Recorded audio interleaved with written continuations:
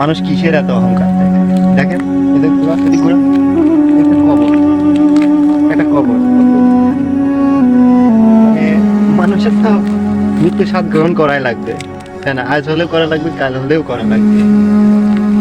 এই জায়গায় আমরা এখন আছি মিরপুর পৌর অনুষ্ঠানে। মানে এখানে এই সাইডটা আপনার তারা গলায় দড়ি বিষ খাওয়া, তাদের অপমৃত্যু যারে বলে আর কি। আর এই side এ মানুষ একদিন না একদিন মরা লাগবেই। কত মানুষ আছে মানে কথা দিয়েও কথা রাখে না, আল্লাহ ভয় করে না, তাই না? আল্লাহ ভয় করে না। কথায় আছে না আপনি, যে যারা জেলখানায় থাকে আর যারা অসুস্থ থাকে, আপনি হাসপাতালে ভর্তি থাকে, তাদের কাছে গেলে বোঝা যায় তারা কত অসহায়। যে অসুস্থ ব্যক্তি অসুস্থ ব্যক্তি মানে সে বাঁচার জন্য কত চেষ্টা করে, আর যারা জেলখানায় তারা চার দেয়ালে বন্দি, তারা কত অসহায়ের মতন বসে থাকে। খুবই খারাপ লাগে।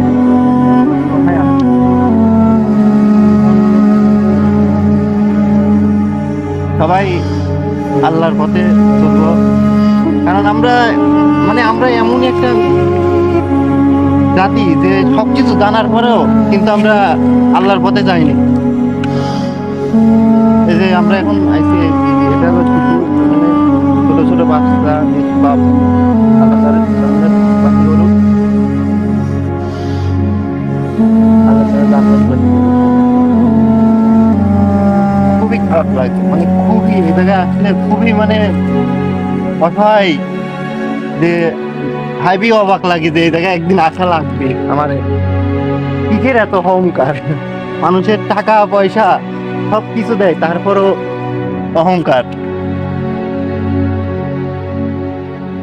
কত সুন্দর বাতি, কিন্তু কত সুন্দর সাজগুজ, মেকআপ, জামা, তারপরও মানুষের হয় না। এই যে এই সাইডে মানে যারা খুব নর্মাল ভাবে মারা যায় তাদের খবর। অন্ধকার তো, অন্ধকারের ভিতর তার তেমন ভাবে দেখানো যায় না। ইনশাল্লাহ পরে আমরা দেখাবো।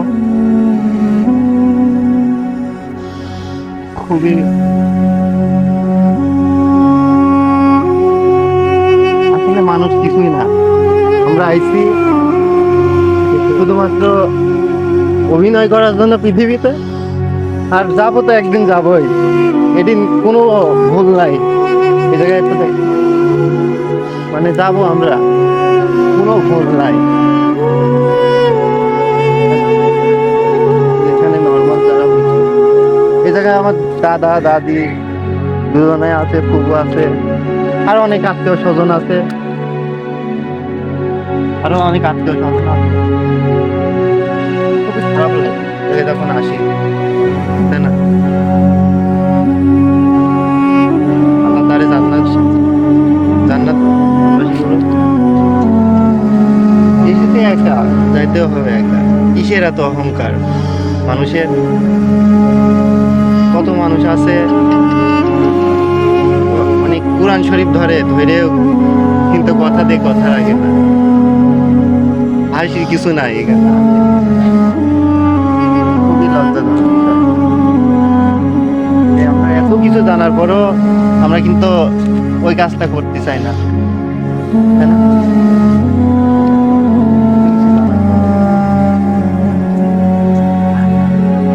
আচ্ছা, সব লাইট বন্ধ করে দিচ্ছে, আমার ভয় ভয়ও লাগতেছে। আবার পরে ভিডিও দেখাবো।